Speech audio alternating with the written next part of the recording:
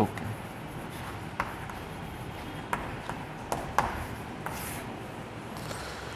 Hello everyone, आज हम start कर रहे हैं हमारा जो सेकंड चैप्टर चल रहा था जिसका नाम था बायोलॉजिकल क्लासिफिकेशन। अब उस क्लासिफिकेशन के अंदर मैंने आप लोगों को बता दिया था कि हमने मोनेरा तो पढ़ लिया, ठीक है। मोनेरा जो किंगडम था वो हमने पूरा पढ़ लिया था, ठीक है। अब उसकी बात कर देते हैं भाई, इसमें से नोट वाली चीज़ें जो है वो क्या है, जनरली क्वेश्चन कहाँ से बनता है। तो नोट वाली चीज़ें आप नोट करते हुए चलिएगा। देखिएगा इसके अंदर जो होता है, मोनेरा एक ऐसा किंगडम है जिसमें सबसे छोटे प्रकार की सेल पाई जाती है। तो आपसे पूछा जाएगा कि सबसे छोटी जो सेल होती है उसका एग्जाम्पल जो होता है वो कौन सा होता है। तो आप लोगों को पता होगा माइकोप्लाज्मा।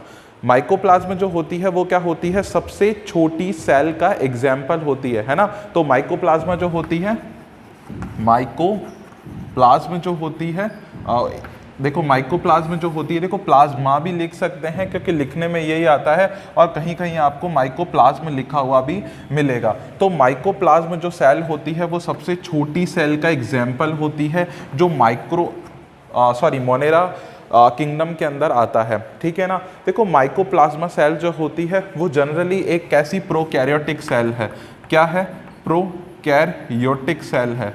प्रोकैरियोटिक सेल तो होती है, देखिएगा प्रोकैरियोटिक सेल तो है, साथ के अंदर ये एक ऐसी प्रोकैरियोटिक सेल है जिसमें सेल वॉल नहीं मिलता। मतलब क्या होता है, lack of the cell wall, है ना। अब इसके अंदर क्या होता है, सेल वॉल जो होता है वो एब्सेंट होता है। आपको पता है मोनेरा के अंदर जो होता है म्यूकोपेप्टाइड का जो होता है या फिर नॉन सेल्यूलोज का सेल वॉल पाया जाता है। पर माइकोप्लाज्मा एक ऐसी सेल का एग्जाम्पल है, एक ऐसे ऑर्गेनिज्म का एग्जाम्पल है जो है तो लिविंग, प्रोकैरियोटिक सेल भी है, लेकिन उसके पास में जो होती है ट्रू सेल वॉल जो होती है वो क्या होती है, एब्सेंट होती है। अब ध्यान रखना, मैंने एक वर्ड यूज करा है ट्रू सेल वॉल। क्या यूज करा, ट्रू सेल वॉल, है ना, ट्रू सेल वॉल, है ना। अब यहां से क्लियर कर देते हैं कि भाई देखो इसके अंदर ट्रू सेल वॉल तो एब्सेंट होती ही है, साथ में सेल वॉल भी एब्सेंट होती है। तो सर डिफरेंस क्या है ट्रू सेल वॉल के अंदर, ध्यान देना। ट्रू सेल वॉल जो होती है वो किसकी बनी हुई होनी चाहिए, सेल्यूलोज की बनी हुई होनी चाहिए, वो ट्रू सेल वॉल कहलाती है। और उसी तरह से जो सेल वॉल होती है वो एनी अदर सब्सटेंस की बनी हुई हो सकती है ना, एनी अदर सब्सटेंस की मिलकर बनी हुई हो सकती है। तो इस तरह से क्या होता है ना, आप लोगों को पता लग गया होगा कि भाई जो हमारा जो माइकोप्लाज्मा जो सेल होती है वो सबसे छोटी सेल का एग्जाम्पल होती है, और मोनेरा जो होता है वो उस किंगडम के अंदर आती है। किसने बताया था मोनेरा किंगडम के बारे में, आपने कोपलैंड के बारे में पढ़ा होगा, 4 किंगडम जो प्रणाली या मेथड जो देने की कोशिश करी थी जिसने, उसने मोनेरा के बारे में बताया था, हमें किंगडम के रूप में बताया था, ध्यान रखना, जहां सारे के सारे बैक्टीरियाज आते हैं। अब उसके बाद में बात करते हैं, भाई देखो माइकोप्लाज्मा जो होती है ना, ये क्या होता है, इसको पॉलीमॉर्फिज्म शो करती है। मतलब पॉलीमॉर्फिज्म का मतलब होता है ये अपने रूप को बदलती रहती है लगातार, इसीलिए इसे जैसे हम बोलें तो इस जगत का बहरूपिया भी कहते हैं। क्या कहते हैं, बहरूपिया, मतलब पॉलीमॉर्फिज्म की कैटेगरी के अंदर आता है। मतलब ये पॉलीमॉर्फिज्म शो करता है, लगातार क्या करता है, खुद के रूप को चेंज करता रहता है। तो इसीलिए इसको जोकर भी कहते हैं, है ना, जोकर ऑफ द किंगडम। अब इस किंगडम का क्या होगा, जोकर भी कहलाएगा। तो आप लोग ध्यान रखना, जोकर भी कहलाएगा, बहरूपिया भी कहलाएगा, पॉलीमॉर्फिज्म भी कहलाएगा। अच्छा, ये पीपीएलओ क्या कॉज करता है, PPLO, pleuro pneumonia like organism, है ना, प्लूरो निमोनिया लाइक ऑर्गेनिज्म जो होता है उसकी कैटेगरी में आता है। ये मवेशियों के अंदर, मतलब क्या होता है, कैटल्स के अंदर जो होता है वो जनरली क्या करता है, डिजीज कॉज करता है। क्या करता है, डिजीज कॉज करता है। उस डिजीज का नाम क्या हो जाएगा, पीपीएलओ डिजीज के नाम से भी हम लोग उसको जानते हैं। तो ये थोड़ा ब्रीफ इंट्रोडक्शन था इसके बारे में, इससे ज़्यादा एनसीईआरटी में बता भी नहीं रखा है, तो आप लोग थोड़ा बहुत इसके बारे में पढ़ते चलिएगा, यहीं से क्वेश्चन जो होता है वो ज़्यादा पूछा जाता है, ठीक है। नेक्स्ट स्टार्ट करते हैं आज हम लोग हमारे सेकेंड चैप्टर के अंदर ही, जिसका नाम होता है क्या चीज़, प्रोटिस्टा किंगडम। प्रोटिस्टा किंगडम जो था उसके बारे में आप लोगों को पता है कि हीकल 3 किंगडम मेथड के अंदर हमने हीकल के बारे में पढ़ा था, उसने जनरली इसके बारे में जो था हमें बताया था। नेक्स्ट बात करते हैं, देखिएगा बेटा अब क्या चीज़ होती है, यहाँ पे मैं लिखता हूँ प्रोटिस्टा किंगडम, क्या लिखेंगे, प्रोटिस्टा किंगडम लिखेंगे, है ना। अब प्रोटिस्टा किंगडम जो होता है आप लोगों को पता है इसका सेल टाइप जो होता है वो कैसा होता है, यूकैरियोटिक सेल का होता है, मतलब यूकैरियोटिक सेल होती है, मतलब इसके अंदर जो सारे सेल ऑर्गेनेल्स जो होते हैं, ऑर्गेनेल्स जो होते हैं वो सारे जो होते हैं इसमें क्या होंगे, प्रेजेंट होंगे, सारे जो भी सेल ऑर्गेनेल्स होंगे, कोशिकांग होंगे, वो जैसे माइटोकॉन्ड्रिया हो गया, क्लोरोप्लास्ट हो गया, है ना, वो सारी चीज़ें इसमें मौजूद हो सकती हैं।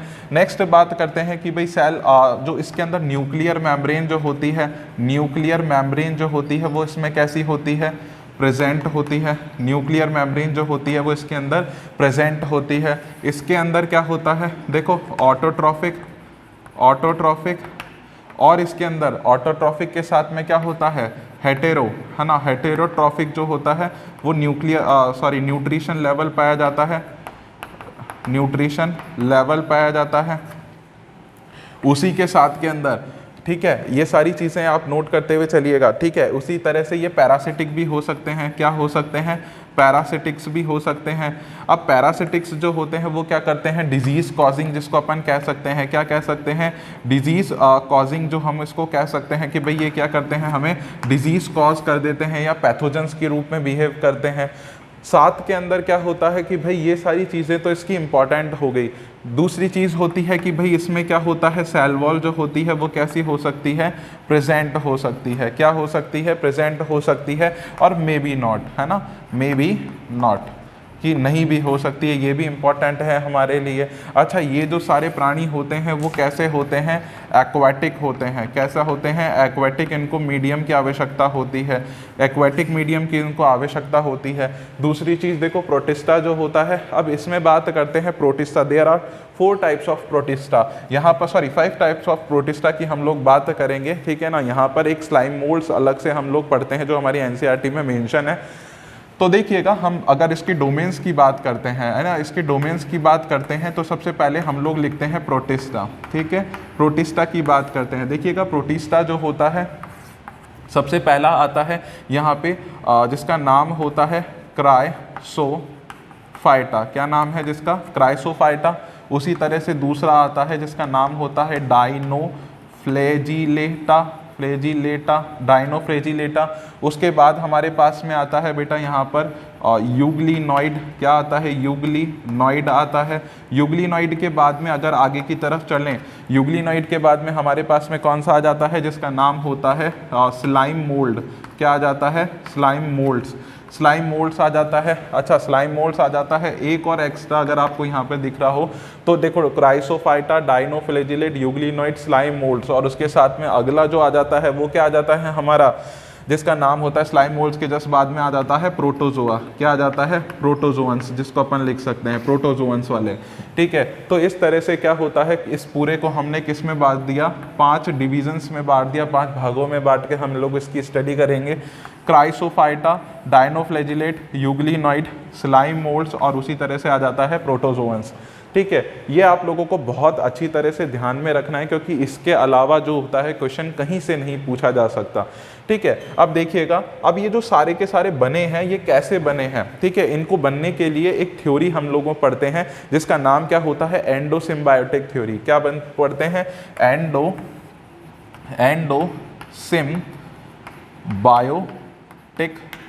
थ्योरी के बारे में पढ़ते हैं। हालांकि एक शब्द लिखा हुआ है एनसीईआरटी में एंडोसिम्बायोटिक थ्योरी के बारे में, इसके बारे में और कुछ समझा नहीं रखा है। हम लोग समझने की कोशिश करेंगे कि भाई एंडोसिम्बायोटिक थ्योरी होती क्या है, ठीक है ना। अब देखिएगा क्या होता है, जैसे मान लो ये कोई एक सेल है, ठीक है, ये कोई एक पूरी पैक्ड सेल है, यहाँ पर ये कोई एक वायरस हो गया, ये सपोज करके चलिएगा। अब क्या होता है, या बैक्टीरिया हो गया, ये सपोज करके चलिएगा। अगर मैंने इसको, अच्छा इसको सेल मान रहे हैं तो आप इसको एक बैक्टीरियल सेल मानिएगा, क्या मानिएगा, एक बैक्टीरियल सेल मानिएगा। और उसी तरह से यहाँ पर क्या हो गया, एक होस्ट सेल मानिएगा, क्या मानिएगा, host cell, any host cell, animal, plant, किसी की भी हो सकती है, फंगल की भी मान लीजिएगा। अब बैक्टीरियल सेल होती है ना, कोई भी नॉर्मल सेल थी। अब जैसे अगर मैं बात करूँ, अगर मैं इसको एक प्रोकैरियोटिक सेल मान लूँ, क्या मान लूँ, प्रोकैरियोटिक सेल मान लूँ, क्या मान लूँ, प्रोकैरियोटिक सेल्स मान लूँ, तो हम लोग इवोल्यूशन, देखो एंडोसिम्बायोटिक थ्योरी जो होती है इवोल्यूशन के बारे में समझाएगी। अभी हम लोग उसके बारे में आगे बढ़े नहीं है, तो वो सेल में उठा लूँगा तो थोड़ी दिक्कत हो जाएगी समझने में, इसलिए हम लोगों ने जो पढ़ लिया है, मतलब मोनेरा के बारे में पढ़ लिया, इसलिए प्रोकैरियोटिक सेल मैंने ले ली। होस्ट सेल का एग्जाम्पल हो गया ये। एक कोई बैक्टीरियल सेल हो गई, वो भी मोनेरा की है, आप लोगों को पता है बैक्टीरिया से रिलेटेड है। देखो इसके पास में क्या था, इसका जेनेटिक मटीरियल था, इसके पास में भी इसका जेनेटिक मटीरियल था, ठीक है, इसके पास में इसका जेनेटिक मटीरियल था। देखिएगा इसके पास में कुछ एक अलग से, ये एक अलग प्रकार का क्या था, कुछ अलग मटेरियल हो गया। क्या हो गया, कुछ अलग मटेरियल हो गया। इस मटेरियल को इसने क्या कर दिया, इसमें इन्फेक्शनस थ्रेड के द्वारा इसमें प्रवेश करा दिया। अब ये जो था वो इसके अंदर आ चुका है। अब जैसे ही इसके अंदर आ गया, इसके जेनेटिक मटेरियल के साथ में क्या करेगा, बाइंड करेगा। जैसे ही बाइंड करेगा तो इसके पास में जिस ये मटेरियल जो जेनेटिक मटेरियल था, है ना, ये भी जेनेटिक मटेरियल ही था। अब इसके पास में जेनेटिक मटेरियल के पास में होता क्या है, एक स्पेसिफिक प्रोटीन बनाने का फीचर होता है, स्पेसिफिक प्रोटीन बनाता है। ध्यान रखना, एक स्पेसिफिक प्रोटीन बनाने का क्या होता है, इसके पास फीचर होता है हर जेनेटिक मटेरियल के पास में। तो वो जेनेटिक मटेरियल इधर आ गया। अब ये यहाँ पे क्या करेगा, वेल डिफाइंड मतलब डेवलप कर लेगा खुद को धीरे धीरे दूसरे के जेनेटिक मटेरियल के साथ में, उसकी मशीनरीज को यूज़ करके। और यहाँ पर ये क्या कर लेगा, एक अलग से वही स्पेसिफिक क्या करेगा, प्रोटीन्स को जनरेट कर लेगा। वो स्पेसिफिक जैसे जैसे प्रोटीन इसने बना ली, तो इसके पास में भी क्या आ गया, ये वाली होस्ट सेल जो हो गई वो किस में कन्वर्ट हो गई, इसमें कन्वर्ट हो गई। जैसे समझिएगा, इसको आगे समझाते हैं कि भाई कैसे क्या हुआ, थोड़ा सा समझने की कोशिश करिएगा। एक सेल ली, दूसरी सेल ली, इसका जेनेटिक मटेरियल इन्फेक्शनस थ्रेड से इसके जेनेटिक मटेरियल के साथ में यहाँ पर आकर अटैच हो गया। सपोज करिएगा ये इसका जेनेटिक मटेरियल है, ये यहाँ आकर इसके साथ जुड़ गया। अब इसने क्या करा, एक स्पेसिफिक प्रोटीन बना ली। वो स्पेसिफिक प्रोटीन जैसे जैसे बनाता जाएगा वैसे वैसे ये सेल क्या होती जाएगी, एडवांस होती जाएगी। अब इसके पास था क्या करने का, एक एनर्जी रिस्टोरेशन का, एनर्जी और रिस्टोरेशन स्टोरेशन, है ना, रिस्टोरेशन का क्या था, एंजाइम मौजूद थे। इसके पास में क्या था, एक मैसेज था इस वाले उसके जेनेटिक मटेरियल में जो यहाँ से यहाँ आया। इसके पास में एक एनर्जी रिस्टोरेशन वाला एंजाइम था, उसने यहाँ पर बना लिया। बनाने के कारण क्या हुआ, जो अगली वाली जो सेल्स होगी उसमें क्या आ जाएगा, वही एनर्जी रिस्टोरेशन करने वाला क्या होगा, एक ऑर्गेनेल बन जाएगा, जिसको हम लोग किसके नाम से जानते हैं, माइटोकॉन्ड्रिया के नाम से जानते हैं। क्या करते हैं, माइटोकॉन्ड्रिया के नाम से जानते हैं। अब सपोज करिएगा एक दूसरा प्रकार का कोई ऑर्गेनिज्म आ गया जिसके पास में क्या था बेटा, जिसके पास में एक अलग ही जेनेटिक मटेरियल था। वो जेनेटिक मटेरियल इसके पास में आ गया, ये देखो इसके साथ में कनेक्ट कर गया जेनेटिक मटेरियल। जैसे इसके पास में जेनेटिक मटेरियल कनेक्ट कर गया ना, तो ये क्या करेगा, अब थोड़ी देर बाद इसके जेनेटिक मटेरियल में एक स्पेसिफिक प्रोटीन थी। क्या थी, एक स्पेसिफिक प्रोटीन बनाने वाली क्या थी, मशीनरी इसने यूज़ कर ली, स्पेसिफिक प्रोटीन बनाने वाली मशीनरी यूज़ कर ली। और इसके पास में कौन सी वाली प्रोटीन थी भाई, इसके पास में सिंथेटिकली एक्टिव एंजाइम थे। क्या थे, फोटोसिंथेटिकली एक्टिव एंजाइम थे। इस एंजाइम के कारण क्या हुआ, यहाँ पर एक ऑर्गेनेल और बन गया जिसका नाम हम लोग क्या कर देंगे, जिसका हम नाम रख देंगे, इसको कह देंगे क्या, प्लास्टिड कर देंगे। क्या नाम रख देंगे, इसका नाम हो जाएगा प्लास्टिड। तो देखिएगा एक बैक्टीरियल सेल, कौन सी सेल, एक बैक्टीरियल सेल जो कि कैसी थी, प्रोकैरियोटिक थी। क्या थी, एक प्रोकैरियोटिक थी। एक प्रोकैरियोटिक बैक्टीरियल सेल जो थी वो धीरे धीरे किसमें, एक यूकैरियोटिक सेल में कन्वर्ट हो रही है। किस में कन्वर्ट हो रही है, एक यूकैरियोटिक सेल में कन्वर्ट हो रही है। ठीक है, उसी प्रकार से ध्यान दीजिएगा, एक और यहाँ पर क्या आ गया, हमारे पास में बैक्टीरिया आ गया।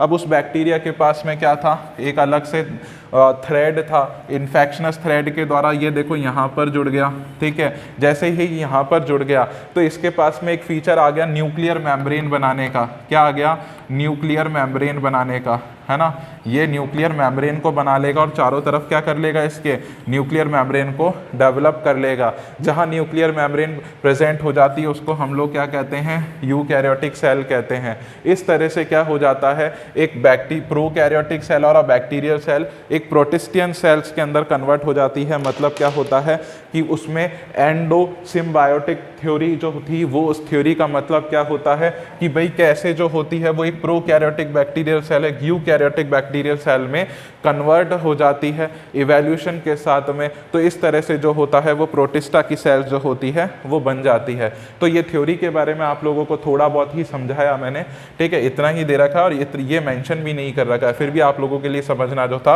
वो इम्पोर्टेंट था, ठीक है।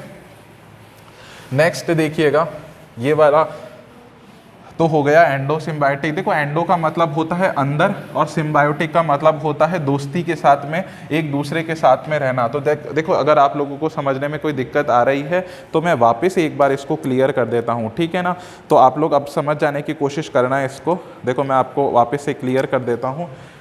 देखो कैसे, देखो ये है कौन सी सेल, एक बैक्टीरियल सेल है। कैसी सेल है, बैक्टीरियल सेल है, ठीक है। ये दूसरा बैक्टीरियल सेल हो गया, है ना। अच्छा सॉरी, एक ये हो गया, एक ये हो गया और एक ये हो गया, ठीक है। अब इसके पास में जो जेनेटिक मटेरियल था वो ये वाला था, ठीक है। इसके पास में जो जेनेटिक मटेरियल था वो ये वाला था। इसके पास में जो जेनेटिक मटेरियल था वो ये वाला था, है ना। इसके पास में जेनेटिक मटेरियल जो था वो ये वाला था और इसके पास में जो जेनेटिक मटेरियल था वो ये वाला था।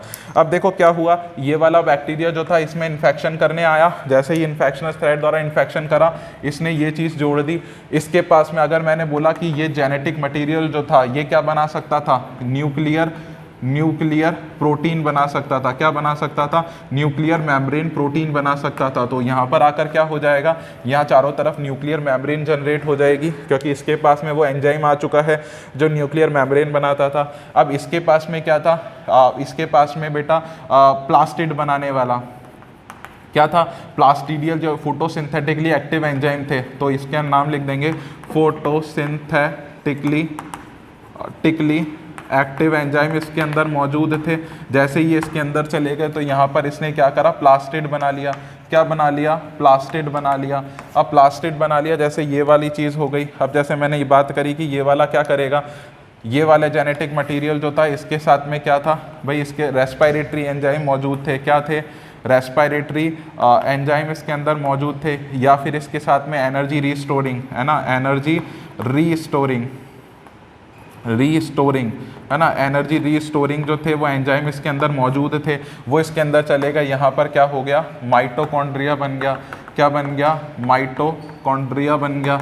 अब ये माइटोकॉन्ड्रिया बन गया, देखो सेल कन्वर्ट होती जा रही है।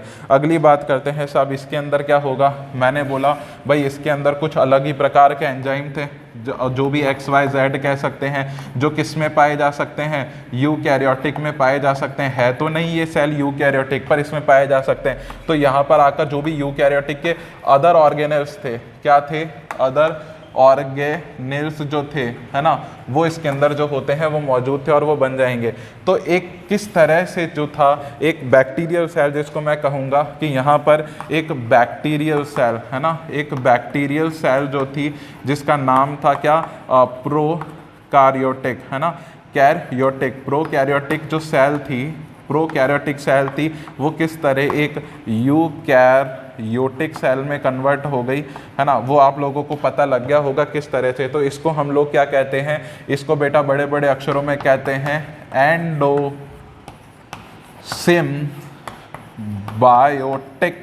Symbiotic theory. क्या कहेंगे, एंडो सिम्बायोटिक थ्योरी कहेंगे। ये पूरी एंडो सिम्बायोटिक थ्योरी होप आप लोगों को समझ में आ गई होगी। नेक्स्ट स्टार्ट करते हैं हम। ये अगला हमारा क्राइसोफाइटा के बारे में पढ़ेंगे, आपको समझ में तो आ गया होगा इसके बारे में। अब सबसे पहले पढ़ते हैं क्राइसोफाइटा, है ना। देखो दो चीज़ें इसके अंदर आती है बेटा क्राइसोफाइटा के अंदर, जिसको हम लोग क्या कहते हैं।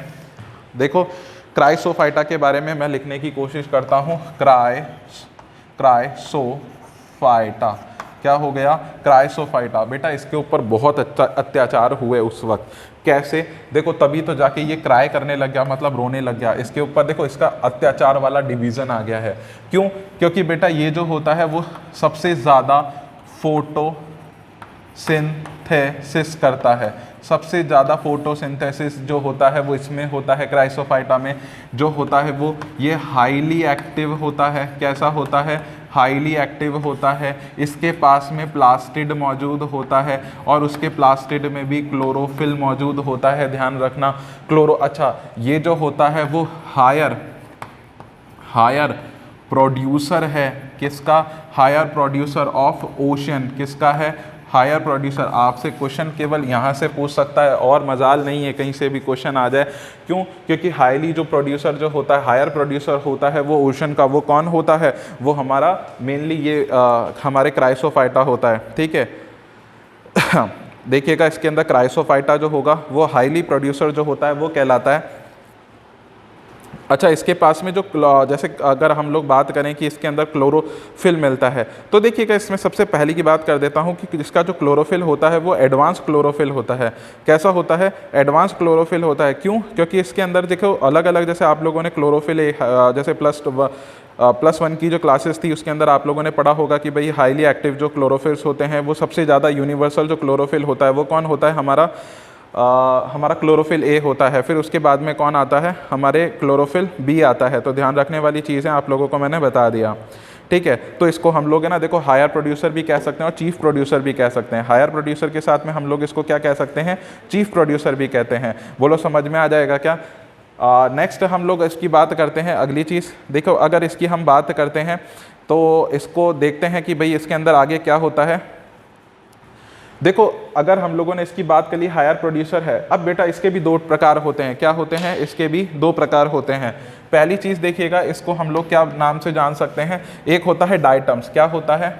डायटम्स। क्या होता है? डायटम्स। और अगला होता है, उसको हम कहते हैं डेस्मिड्स। क्या कहते हैं? डेस्मिड्स कहते हैं। एक होता है डायटम्स और एक होता है क्या हमारे पास में? डेस्मिड होता है, ठीक है ना।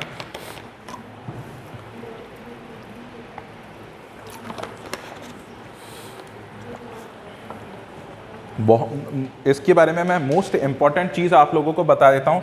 किसके बारे में? डायटम्स के बारे में आप लोग ध्यान रखिएगा। देखो डायटम्स जो होता है ये देखो आपके घर में जो साबुन की जो डिबिया होती है, सोप रखने का जो बॉक्स होता है वो कुछ इस तरह का होता है, इस तरह का होता है। देखो यहाँ पर क्या होता है, ये एक पैकेट के रूप में क्या हो जाता है? बंद हो जाता है। देखो यहाँ पर क्या हुआ? एक पैकेट के रूप में बंद हो गया, ठीक है। देखो ये जो होती है इसकी एक स्पेसिफिक सेल वॉल कहलाती है। क्या कहलाती है? एक स्पेसिफिक सेल वॉल कहलाती है, जो बनी होती है किसकी? SiO2 की। किसकी बनी होती है? SiO2 की, जिसको अपन कहते हैं सिलिका। क्या कहते हैं? सिलिका की बनी होती है। और देखो डायटम्स जो होता है ना बेटा, वो इसके अंदर बीच में यहाँ पर बंद होता है, ठीक है। इसका मतलब होता है कि अगर ये इतना छोटा होता है, बहुत छोटा, जिसको आप नेक्ड आई से नहीं देख पाते हैं, ठीक है, आप लोगों को दिख गया होगा ये डायटम्स। और बाहर की तरफ जो होती है वो क्या चीज़ पाई जाती है? सिलिका। मतलब जो होता है वो सिलिकेटेड जो होती है, इसमें सेल वॉल पाई जाती है। देखो सिलिकेटेड सेल वॉल आप लोगों को दिख रही होगी।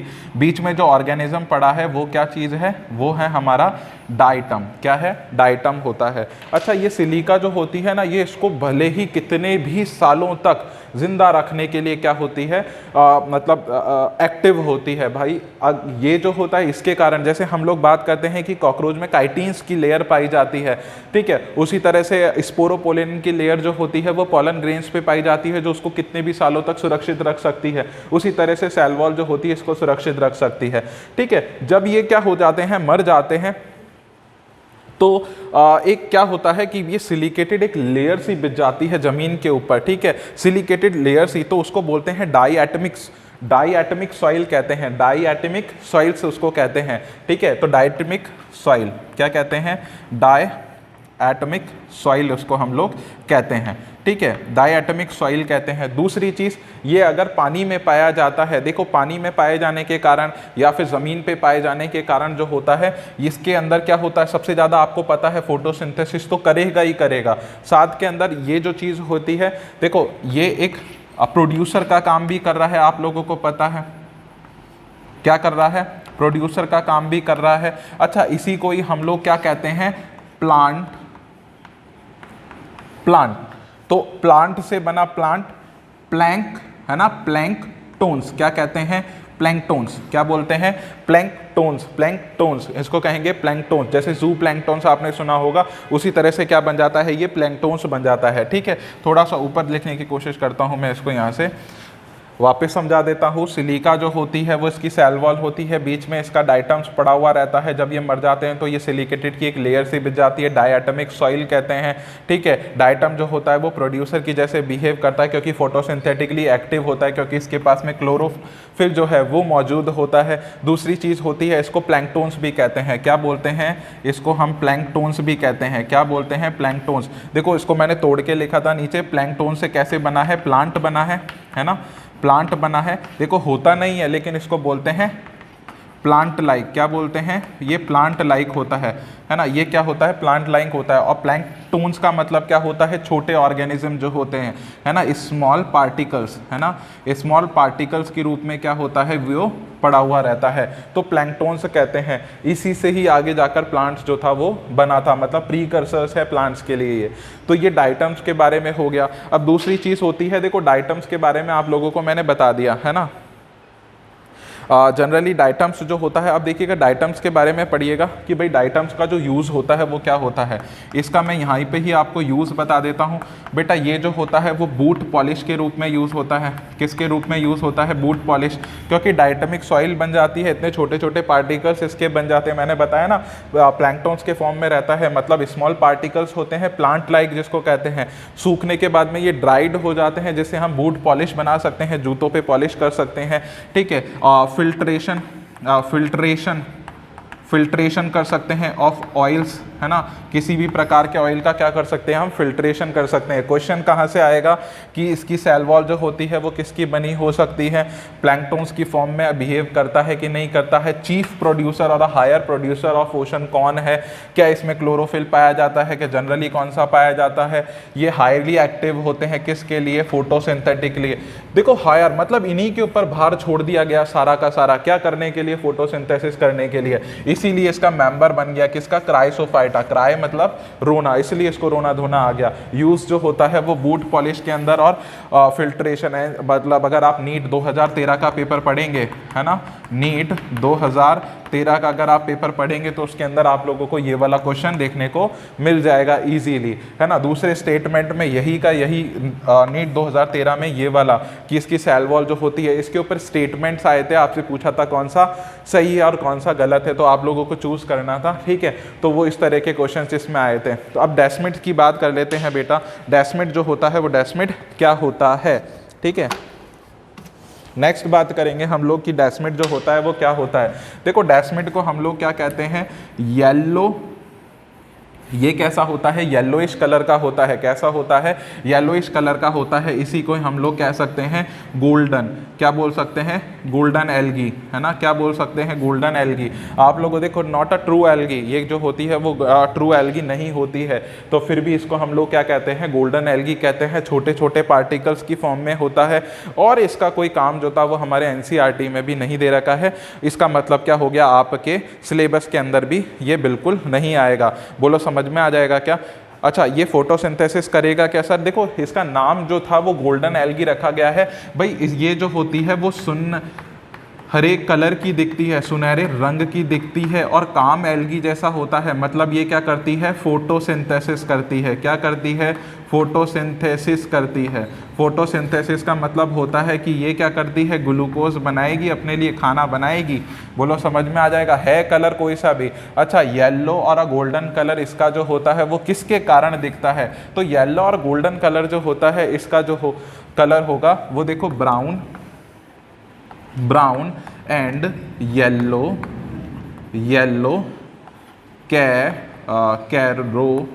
कैरोटीनॉइड्स के कारण दिखता है। देखो कैरोटीनॉइड जो होता है वो जनरली आपको रेड कलर रिप्रेजेंट करता है, पर यहाँ पर जो होगा वो देखो जैसे R5 टमाटर में मतलब टमाटर में रेड रंग आपको दिखाता है, इरिथ्रीन आपको रेड रंग दिखाता है। वहीं अगर ब्राउन और येलो कैरोटीनॉइड्स आ जाएं तो वो आपको येलो और गोल्डन कलर जो होता है वो रिप्रेजेंट करता है।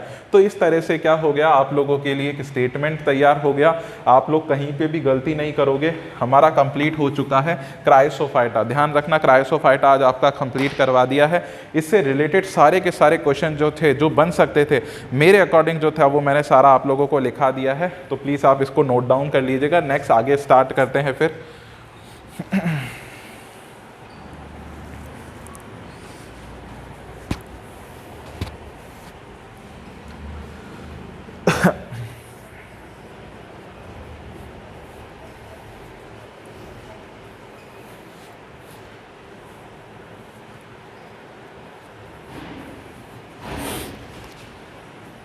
चलिए नेक्स्ट हमारा टॉपिक आता है डायनोफ्लैजिलेट। कौन सा आता है? डायनोफ्लैजिलेट।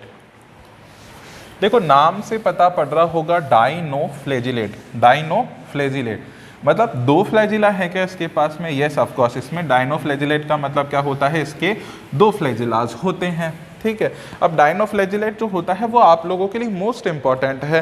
क्वेश्चन कैसे आता है? तो देखो यहाँ पे मैं लिखता हूँ डायनोफ्लैजिलेटा। क्या लिखेंगे? डायनोफ्लैजिलेटा लिखेंगे बेटा। डायनोफ्लैजिलेटा का मतलब होता है देयर आर टू फ्लैजिला। अगला बता चुका था, फ्लैजिला जो होता है वो लंबाई में ज़्यादा होता है, सीलिया कम होता है। देखो यहाँ पर क्या होता है, ऐसे 4 प्लेट्स पाई जाती है बेटा। किसकी पाई जाती है? 4 प्लेट पाई जाती है। किसकी पाई जाती है? सेल्यूलोज की बनी हुई 4 प्लेट पाई जाती है। देखो दिख रहा है क्या? ये किसकी बनी हुई होती है?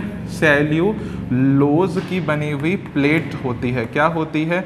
PLATE, है ना? बोलो, समझ में आ जाएगा। सेल्यूलोज की बनी हुई इसके अंदर प्लेट पाई जाती है। अच्छा, सेल्यूलोज की बनी हुई प्लेट जो होती है उसको अगर हम प्लेट ना कहें तो सर और कुछ कह दें क्या? तो सेल्यूलोज की बनी हुई कौन सी पाई जाती है?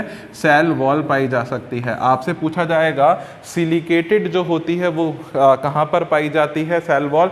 तो आप लोग लगाएंगे क्राइसोफाइटा में पाई जाती है, उसमें भी डेस्मिड में पाई जाती है। ठीक है, उसी तरह से सेल्यूलोज जो होती है वो, अच्छा इसको आप मैंने पहले ही बता दिया था, इसको हम लोग क्या कह सकते हैं? और ट्रू सेल वॉल भी कह सकते हैं। क्या कह सकते हैं?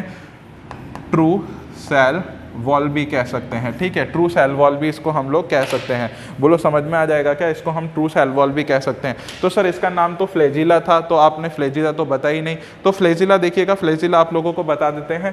देखो एक जो फ्लैजिला होती है वो कहाँ पाई जाती है? वो इस तरह से पाई जाती है। देखो बाहर से निकलती हुई पाई जा रही है क्या? और अगली जो फ्लैजिला होती है वो कहाँ पर पाई जाती है? वो ये पाई जा रही है। ठीक है, ये एक 2 फ्लैजिलाज हो गई। बोलो समझ में आ जाएगा क्या? देखो 2 फ्लैजिलाज, इसको बोलते हैं ट्रांसवर्स। क्या बोलते हैं? ट्रांसवर्स जो होती है, ट्रांसवर्स फ्लैजिला इसको कहेंगे, फ्लैजिला। और ये वाली जो फ्लैजिला होगी इसको हम लोग क्या कहेंगे? Longitudinal flagella. क्या कहते हैं? Longitudinal flagella. क्या कहते हैं? लॉन्गिट्यूडिनल फ्लैजिला होता है। देखो ये आप लोगों को अगर बचपन में आप लोगों को पता हो, देखो ये रोटेट कैसे करता है। मान लो एक ऊपर है तो एक इस तरह से रोटेट कर जाएगा और एक इस तरह से रोटेट कर जाएगा। देखो एक जो फ्लैजिला है वो इसके साइड में है, इस तरह से है, और एक जो फ्लैजिला है वो इसके ऊपर की तरफ है, आपको दिखेगा। लॉन्गिट्यूडिनल है, मेरी बॉडी नीचे से प्लेन से बात करूँ तो लॉन्गिट्यूडिनल बन गया, और एक इस तरह से मतलब ट्रांसफरली हो गया नीचे, अगर समतल से बात करें तो इस तरह से क्या हो जाता है? आपसे पूछा जाएगा केवल इसकी जो सेल वॉल जो होती है वो किसकी बनी हुई होती है, तो आप लोगों को पता लग जाएगा कि सेल वॉल जो होती है वो इसकी बनी हुई पाई जाती है, ट्रांसवर्ली होती है, लॉन्गिट्यूडिनल होती है, सेल्यूलोज की बनी हुई सेल वॉल पाई जाती है, ट्रू सेल वॉल इसको कह सकते हैं। इसलिए बेटा ये प्लांट से इंटर रिलेट करता है। प्लांट से क्या करेगा? इंटर रिलेट करेगा। क्या करेगा? प्लांट से इंटर रिलेट करेगा, नॉट अ कनेक्टिव लिंक। इसको कनेक्टिव लिंक नहीं कह सकते, इसके फीचर वैसे नहीं हो सकते जैसा वो काम कर रहा है। भाई ऐसा थोड़ी होगा इसके अंदर। नेक्स्ट बात करते हैं बेटा, इसी का ही एक एग्जाम्पल आता है। किसका एग्जाम्पल? देखो आप लोग इसको अलग करते हुए चलिएगा, मैं केवल ये समझा रहा हूँ। इसी का ही एक एग्जाम्पल लेते हैं। क्या लेते हैं? एक एग्जाम्पल लेते हैं। मोस्ट इम्पॉर्टेंट है, नीट में ये सवाल जो होता है अधिकांश बार पूछा गया है, आप इसको AIPMT भी कह सकते हैं। ठीक है, नेक्स्ट बात करते हैं बेटा इसका जो देखो इसमें एक होता है गोनियोलेक्स। ठीक है, ये इसका एग्जाम्पल है। लाल कलर से इसलिए लिखा क्योंकि क्या होता है? ये रेड पिगमेंटेड होता है। कैसा होता है? रेड पिगमेंटेड होता है। कैसा होता है? रेड पिगमेंटेड होता है। इसके अंदर कुछ ना कुछ पिगमेंट पाया जाता होगा, इसलिए रेड पिगमेंटेड होता है। अच्छा, ये क्या होता है? समुद्र में पाया जाता है, लहरों के साथ बहता है। मतलब क्या होता है कि ये move with waves of ocean, है ना। ओशन ये किसके साथ में मूव करता है भाई? वेव्स मूव करता है किसके साथ में? ओशन की वेव के साथ में मूव करता है। बहुत ही लाइट वेटेड होता है। अच्छा, ये सारे के सारे जो स्ट्रक्चर मैं आप लोगों को बता रहा हूँ ना, अभी तक सारे के सारे माइक्रोस्कोपिक हैं। कैसे स्ट्रक्चर हैं? माइक्रोस्कोपिक है, मतलब आप इसको न्यूड आंख से नहीं देख सकते हैं, माइक्रोस्कोप की जरूरत पड़ेगी, इतने छोटे होते हैं। बेटा ये जो होता है ना, अगर किसी समुद्र में नॉर्मली, अच्छा ये जो होता है रिप्रोडक्शन इतनी तेजी से करता है, मतलब रिप्रोडक्टिवली एक्टिव है। रिप्रोडक्टिवली कैसा होता है? एक्टिव होता है। अच्छा, इसके आगे आप लगा दूं क्या? हाईली, है ना। हाईली रिप्रोडक्टिवली एक्टिव होता है, बहुत ज़्यादा। अपनी संख्या में इतनी तेज़ी से वृद्धि कर लेता है कि जहाँ पर भी जिस भी जैसे लेक के ऊपर या पानी के ऊपर या समुद्र के ऊपर, ओशन पे पाया जाता है तो रेड बन जाता है चारों तरफ, और नाम पड़ जाता है बेटा रेड सी। क्या पड़ जाता है? रेड सी। आप लोगों से केवल क्वेश्चन ये आ सकता है कि जो रेड सी है वो रेड क्यों दिखता है? आप लोगों को पता लग गया होगा, गोनियोलेक्स के कारण दिखता है। किसके कारण दिखता है? गोनियोलेक्स के कारण ये आप लोगों को दिखता है। बोलो समझ में आ जाएगा क्या? इस तरह से क्या होगा, ये गोनियोलेक्स के कारण आप लोगों को रेड कलर का रेड सी दिखेगा। दूसरी चीज सर इंपॉर्टेंट बात और भी है क्या इसकी? हाँ, ये गोनियोलेक्स जो होता है कुछ तरह के क्या कराता है? टॉक्सिन्स बनाता है। क्या कराता है? टॉक्सिन्स बना लेता है, जहर पानी में छोड़ देता है। इससे क्या होता है, सारे के सारे जो भी उसके अंदर लिविंग ऑर्गेनिज्म जो सर्वाइव कर रहे होते हैं वो सर्वाइव अब नहीं कर पाएंगे। उसने क्या कर दिया? टॉक्सिन्स छोड़ दिया। अगर हमारे लिए भी नुकसानदेह क्या? हाँ, तो ये क्या करता है? डिजीज कॉजिंग एजेंट्स की जैसे अब बिहेव करने लग जाएगा। तो गोनियोलेक्स जो होता है वो रेड सी का एग्जाम्पल भी बन जाता है। भाई रेड सी जो होता है किसके कारण रेड दिखता है? गोनियोलेक्स की संख्या में वृद्धि के कारण, जो रिप्रोडक्शन के कारण अपनी संख्या को बढ़ा चुके हैं, और साथ में बीमारी मतलब टॉक्सिन्स जो उसके है, टॉक्सिन्स जो होते हैं उसके साथ में क्या करता है? ये टॉक्सिन डिजीज कॉज करता है। ठीक है, आप इसको नोट करिएगा, मोस्ट इंपॉर्टेंट था आप लोगों के लिए ये।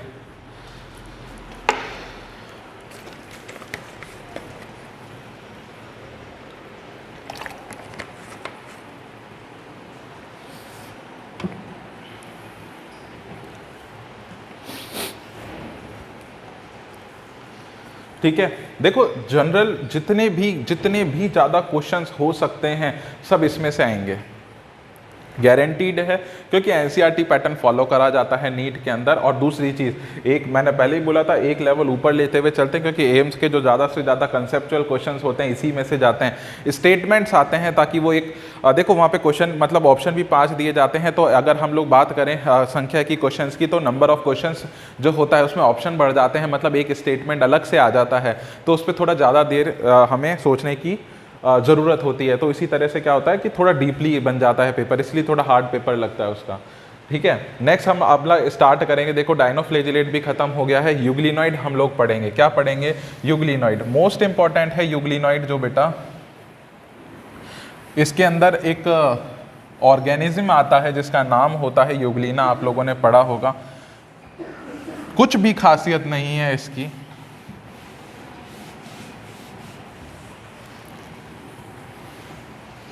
ठीक है। यूग्लिना की कुछ भी चीज़ें खासियत इतनी ज़्यादा है नहीं कि इसको हम अलग से बताएं, फिर भी देखिएगा क्या होता है। जैसे हम लोग बात करेंगे यूग्लिना जो होता है वो क्या होता है,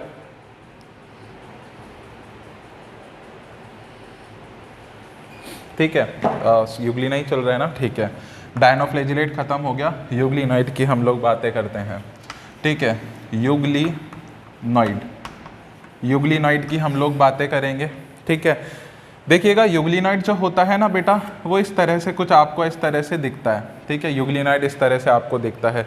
यहाँ पर क्या होता है बेटा, इसकी जो सरफेस होती है उससे क्या होती है, दो क्या निकली हुई रहती है, दो फ्लैजिला, फ्लैजिलेटेड होता है। तो देखो एक जो फ्लैजिला होती है वो काफ़ी लंबी होती है, क्या होती है, काफ़ी लंबी होती है इस तरह से।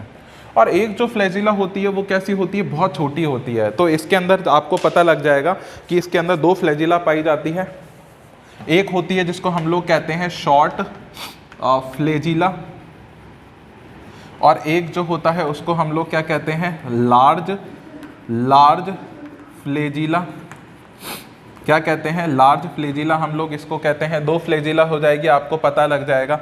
दूसरी चीज होती है बेटा, इसके अंदर क्या पाई जाती है, छोटी छोटी सी, ये छोटा छोटा सा, ये आपको दिखेगा ग्रीन कलर का पिगमेंट पाया जाता है। आपको पता है दुनिया में जहाँ पर भी ग्रीन पिगमेंटेड जो चीज़ें पाई जाती है उसमें क्लोरोफिल पाया जाता है। क्लोरोफिल का काम क्या होता है, क्लोरोफिल जो होता है वो पाया जाता है। क्लोरोफिल्स का काम क्या होता है, PHYLL भी होता है। ठीक है, नेक्स्ट बात करते हैं। नेक्स्ट इसको हम लोग क्या कह सकते हैं, प्लास्टिड भी कह सकते हैं। क्या कह सकते हैं, प्लास्टिड भी कह सकते हैं। अच्छा, इसी को ही आप लोग क्या कहते हैं, युगलीना बनाया है मैंने, याद रखना ये युगलीना है। काम क्या करता है बेटा, ये फोटोसिंथेसिस करता है। क्या करता है, फोटोसिंथेसिस करता है। क्या करता है, फोटोसिंथेसिस करता है। इसका मतलब सर फोटोसिंथेसिस करेगा तो ये ऑटोट्रॉफिक होता है क्या, बिल्कुल ऑटोट्रॉफिक होता है। क्या करता है, ऑटोट्रॉफिक होता है, मतलब खुद का खाना खुद बनाता है। लेकिन ध्यान रखने वाली चीज़ है बेटा, ये जो होता है वो हेटेरोट्रॉफिक भी हो सकता है। क्या हो सकता है, हेटेरोट्रॉफिक भी हो सकता है। डिपेंड्स ऑन द कंडीशन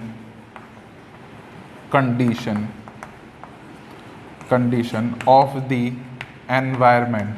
ठीक है, एनवायरनमेंट की कंडीशन पर डिपेंड करता है कि भाई इसका जो नेचर होगा न्यूट्रिशन का वो कैसा होगा। दूसरी चीज़ ध्यान रखिएगा, इसी को हम लोग बेटा कौन सा किस प्रकार का न्यूट्रिशन लेवल भी कह सकते हैं, इसको कहते हैं बेटा मिक्सोट्रॉफिक। क्या कहते हैं, मिक्सोट्रॉफिक। इसमें मिक्सोट्रॉफिक प्रकार का क्या होता है, न्यूट्रिशन पाया जाता है। समय कितना हुआ, ठीक है। अब इसका मिक्सोट्रॉफिक प्रकार का क्या होता है, न्यूट्रिशन भी इसमें पाया जाता है, पाया जा रहा है। देख लो, ऑटोट्रॉफिक भी है और हेटेरोट्रॉफिक भी होता है। बोलो समझ में आ जाएगा क्या। जनरली ये वाली जो चीज़ थी वो आप लोगों को थोड़ी सी ध्यान में रखनी पड़ेगी। ठीक है, बस युगलीना के अंदर इतना ही था और कुछ भी नहीं था।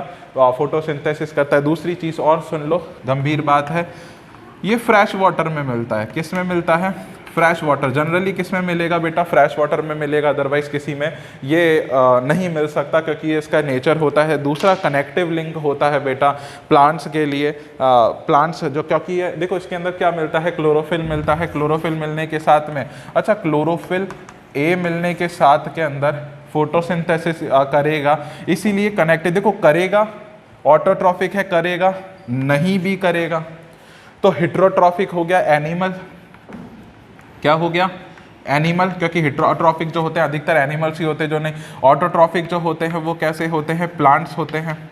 तो इन दोनों के बीच में क्या कर रहा है, एक कनेक्टिव लिंक बना रहा है। देखो ये कंजक्शन बनाया ना इन्होंने, ये कनेक्टिव लिंक बन गया। तो ये आपको पूछ सकता है कि भाई प्लांट्स और एनिमल के बीच में जो कनेक्टिव लिंक होती है, कनेक्टिव लिंक जो होती है वो कौन होती है, आपको नाम पता लग गया होगा। ये कनेक्टिव लिंक बनाता है प्लांट के बीच में और एनिमल्स के बीच में। कल मैंने बैक्टीरिया भी बोल दिया था, हेटेरोट्रॉफिक टाइप का बैक्टीरिया होता है, ध्यान रखना उसके साथ में भी, क्योंकि कंसेप्चुअल क्वेश्चन आते हैं। आपको पूछ सकता है भाई हेटेरोटाइप ऑफ बैक्टीरिया और प्लांट के बीच में कनेक्टिव लिंक कौन होता है, तो बच्चा घबराता है। क्यों, क्योंकि न्यूट्रिशन लेवल के अकॉर्डिंग अलग कर रहा है, किताबों में दी गई भाषा से अलग नहीं कर रहा है वो। तो ध्यान रखना, कनेक्टिव लिंक जो होता है वो प्लांट और एनिमल के बीच में कौन होता है, हमारा युगलीना होता है। कौन होगा, हमारा युगलीना। ठीक है, हमारा युगलीना होगा, इसको नोट कर लीजिएगा। इसके अलावा क्वेश्चन जो होगा वो आपके नीट में नहीं आएगा, नहीं आएगा। यहाँ कहाँ लिख रहे हैं, लिखिएगा इसको।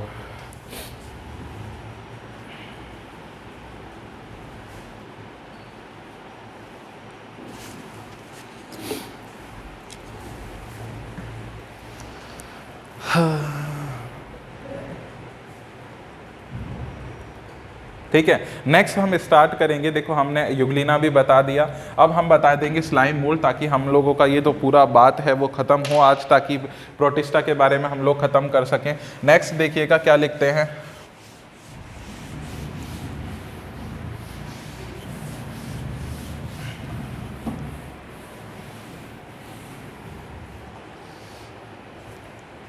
क्या लिखेंगे हम लोग, स्लाइम मोल्ड। ठीक है, अब थोड़ा सा जल्दी देखते हैं। स्लाइम मोल्ड्स जो होता है वो क्या होता है? देखो स्लाइम मोल्ड जो होते हैं वो दो प्रकार के होते हैं, एक होता है सेल्यूलोज टाइप का, सेल्यूलोज टाइप, और एक होता है वो होता है प्लाज्मोडियम टाइप। क्या होता है? प्लाज्मोडियम टाइप जो होगा वो होगा, ठीक है। एक होता है प्लाज्मोडियम टाइप, क्या होता है? प्लाज्मोडियम टाइप होता है ना। तो हमारे जो NCERT जो हमारा सिलेबस है या जो हमारा नीट का सिलेबस है उसमें ये चीज़ जो है वो मेंशन नहीं है, तो पढ़ेंगे क्या सी? प्लाज्मोडियम टाइप पढ़ेंगे। किसका? स्लाइम मोल्ड्स का प्लाज्मोडियम टाइप पढ़ेंगे, ध्यान रखने वाली चीज़ है। अच्छा, यूग्लिना में एक बात मैं भूल चुका हूँ, अभी याद आया।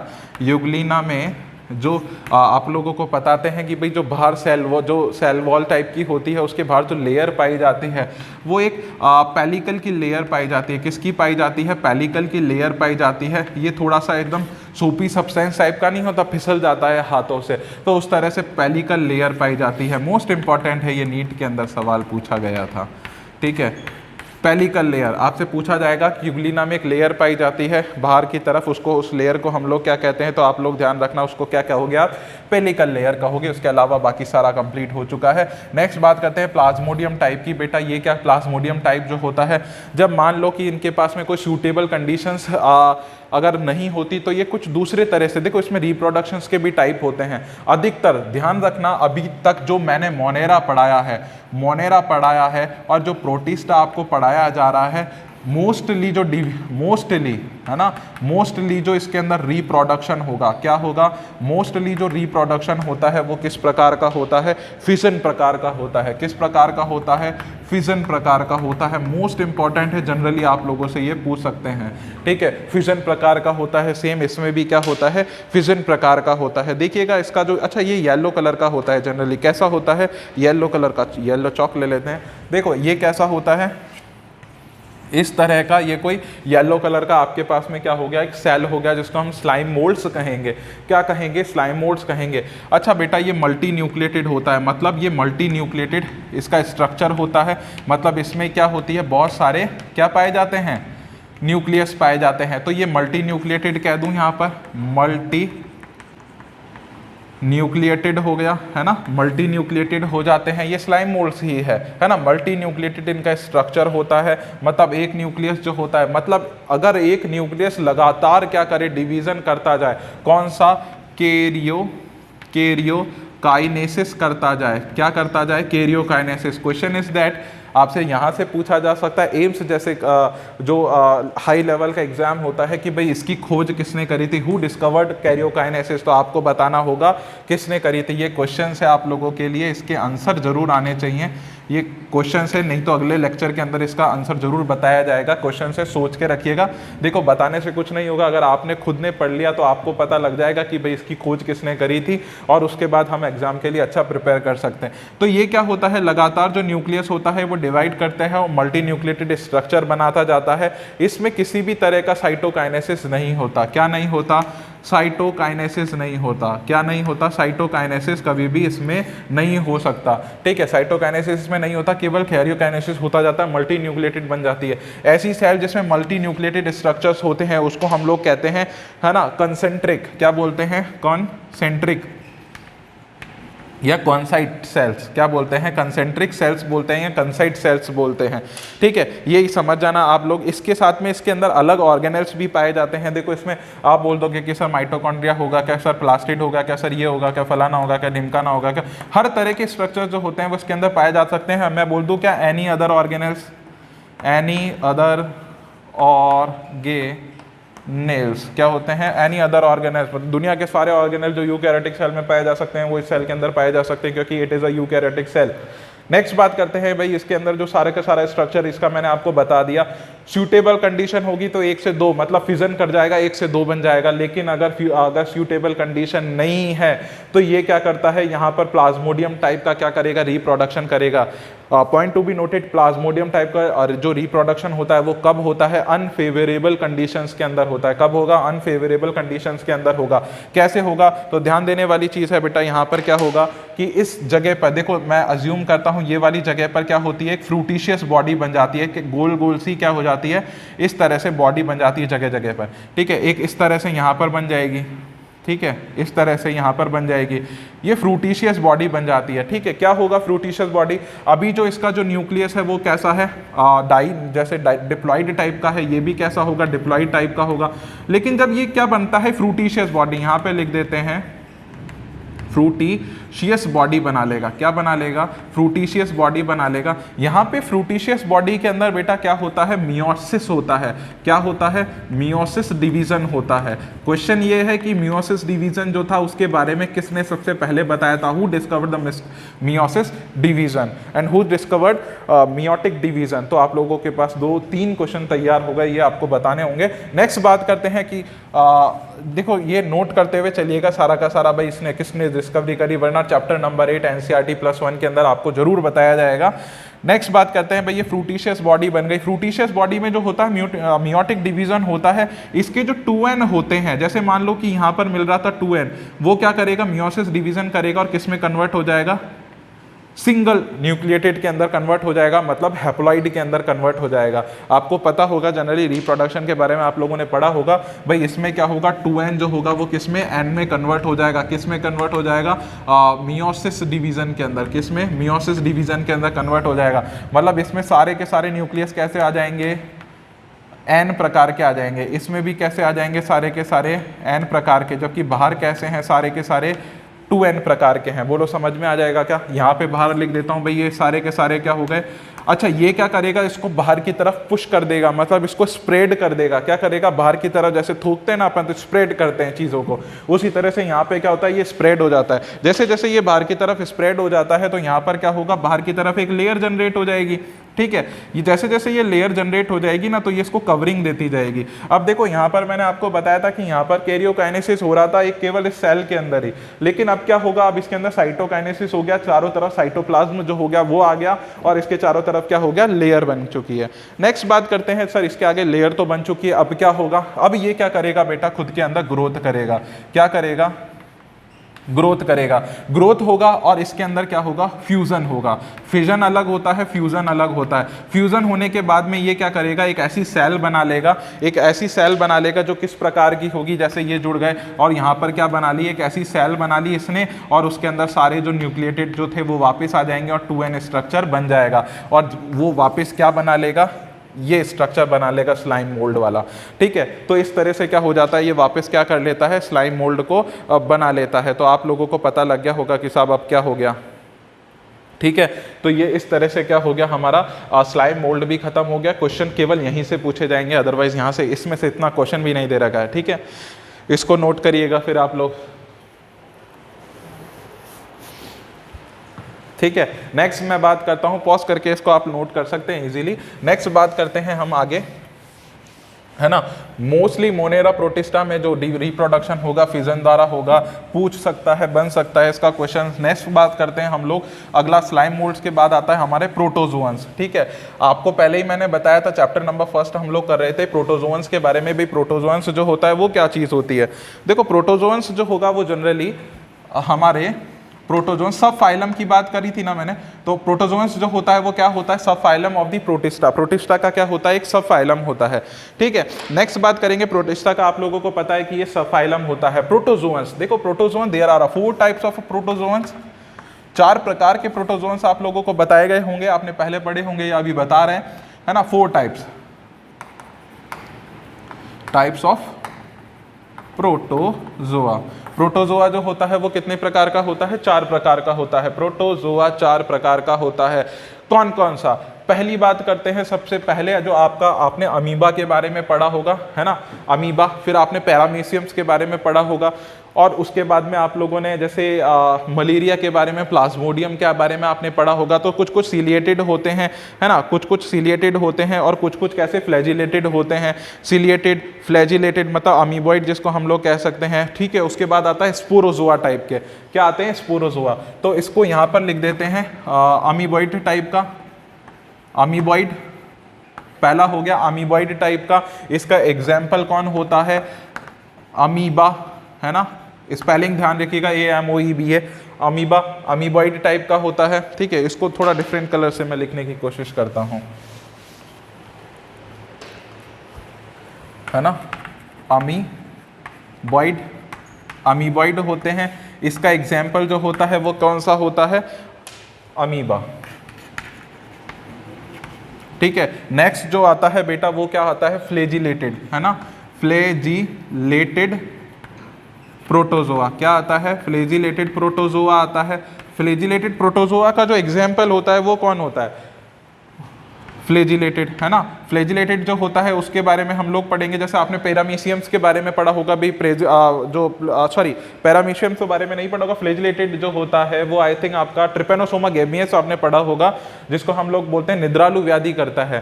ठीक है, अभी बताते हैं इसका। नेक्स्ट बात करते हैं अपना सीलिएटेड, है ना, सीलिएटेड प्रोटोजोआ होता है, सीलिएटेड प्रोटोजोआ होता है। और उसके बाद में आ जाता है स्पोरोजोआ। क्या होता है, स्पोरोजोआ, स्पोरोजोआ टाइप का प्रोटोजोआ, है ना। स्पोरोजोआ जो होता है प्रोटोजोआ होता है। इसके एग्जांपल्स मैं आपको बताता हूँ। देखो सीलिएटेड जो होता है उसका होता है पैरामीशियम। क्या होता है, पैरामीशियम, पैरामीशियम। और स्पोरोजोआ जो होता है उसका क्या होता है, स्पोरोजोआ जो होता है मतलब प्लाज्मोडियम। क्या होता है, प्लाज्मोडियम। तो सर इसका वाला क्या होता है, इस वाले का एग्जाम्पल क्या होता है, इसका होता है जो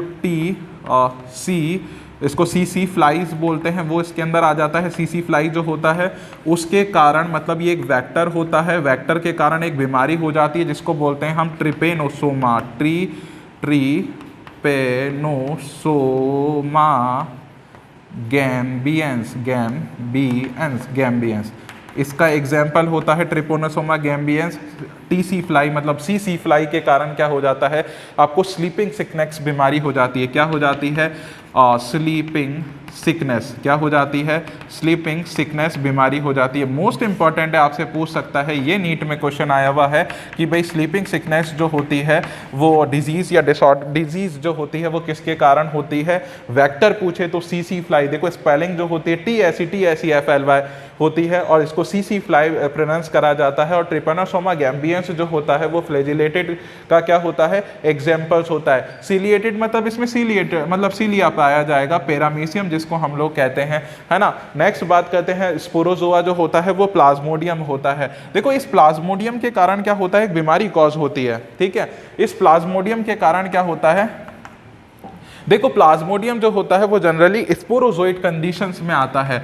स्पोरोजोइट्स में कंडीशन में आकर, मतलब ये इसका रिप्रोडक्टिव पार्ट्स होता है, स्पोरोजोइट्स बॉडीज बनाता है। ये क्या करती है, वो एक फीमेल एनोफ्लीस के द्वारा, किसके द्वारा, फीमेल, एक वेक्टर है फीमेल एनोफ्लीस, है ना, फ्लीस के द्वारा क्या होता है, ये हमारी बॉडी के अंदर चला जाता है। क्या चला जाता है, बॉडी के अंदर चल जाता है। अच्छा, इसको हम लोग क्या कहते हैं, मॉस्कीटो कह सकते हैं। क्या कह सकते हैं, मॉस्कीटोस कह सकते हैं इसको।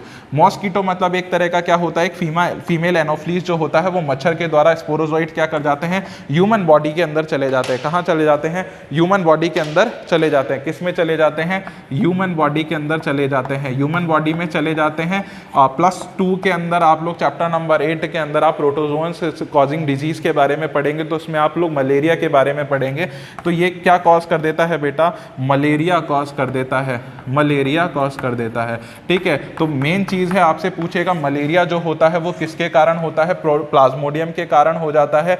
और सबसे घातक प्रकार का मलेरिया भी मैं आपको बता देता हूँ, हालांकि आप लोग +2 NCERT के अंदर और चैप्टर नंबर 8 के अंदर प्लाज्मोडियम के बारे में भी पढ़ेंगे। प्लाज्मोडियम फैल्सीपैरम जो होता है वो सबसे ज़्यादा, फैल्सीपैरम सबसे ज़्यादा जो होता है वो खतरनाक प्लाज्मोडियम होता है। और भारत के अंदर लगभग 60% जो मलेरिया होता है वो प्लाज्मोडियम जो फैल्सीपैरम है उसके कारण जो होता है वो होता है। वाइवैक्स भी होता है, ऐसे तो अलग अलग होते हैं। प्लाज्मोडियम सबसे ज़्यादा, फैल्सीपैरम घातक हो जाएगा। भारत में सबसे ज़्यादा इसी के कारण क्या होता है, मलेरिया होता है। और ये स्पोरोजोआ प्रोटोजोअन्स होते हैं, सीलिएटेड जो होता है पैरामीशियम होते हैं। ठीक है, नेक्स्ट बात करते हैं, फ्लैजिलेटेड जो होता है वो क्या होता है, ट्रिपेनोसोमा गैम्बियंस होता है। अमीबा के बारे में खासियत बात कर लेते हैं। देखो अमीबा जो होता है, ये अमीबा जो होगा वो क्या होगा, एक सिंगल सेल्यूलर एनिमल है ना। एनिमल तो क्या बोलेंगे इसको, सिंगल सेल्यूलर या सेल्यूलेटेड है, सिंगल सेल्यूलेटेड है, मतलब एक सेल के अंदर पूरी दुनिया इसकी खत्म हो जाती है, ध्यान रखना, है ना। पूरी एक सेल में ये अपना सारा काम कर लेता है, डाइजेशन भी कर लेता है, एक्सक्रीशन भी कर लेता है, रेस्पिरेशन भी कर लेता है।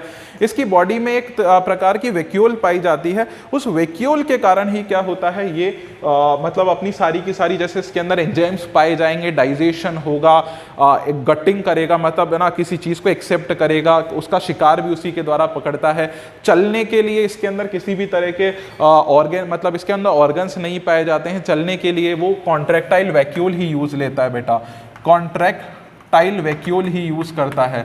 इस वैक्यूल के कारण एक मतलब एक मोशन होता है जिसको अपन बोलते हैं सॉल जेल मोर्टेलिटी। क्या बोलते हैं, सॉल जेल मोर्टेलिटी जो होती है उसके कारण क्या करता है, मतलब एक सेल, जैसे आपने देखा होगा पानी जो होता है वो किस तरह से सरफेस के ऊपर अपनी विस्कोसिटी के कारण क्या होता है, ऐसा बहता है, तो बहने के गुण को विस्कोसिटी कहते हैं हम लोग, उसी द्रवों के बहने के गुण विस्कोसिटी कहलाती है। उसी तरह से क्या होता है, वो एक जगह से दूसरी जगह पर मूव करता जाता है, ठीक है क्या।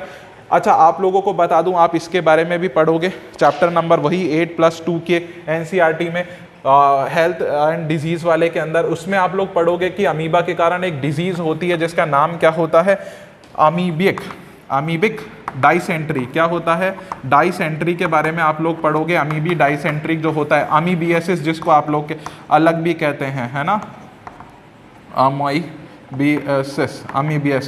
अमीबियासिस जो होता है वो डिजीज भी इसके कारण हो जाता है। आज आपको प्रोटोजोन्स जो था वो भी मैंने खत्म करा दिया। इस तरह से हमारा एक और किंगडम खत्म होता है जिसका नाम होता है क्या, प्रोटिस्टा।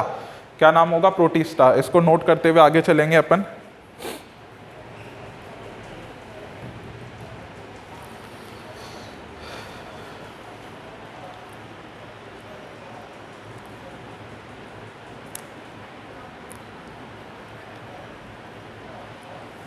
ठीक है, अच्छा, इन सारे के अंदर एक और चीज बता देता हूं, अगर ये किसी भी चीज को खाने के लिए एक्सेप्ट करते हैं तो इसमें उसको गुलेटिंग, मतलब अपन गुलेट कहते हैं, गलेट जिसको आप लोग नॉर्मल साधारण भाषा में कहते हैं, है ना, गटेशन जिसको हम लोग कह सकते हैं, ठीक है।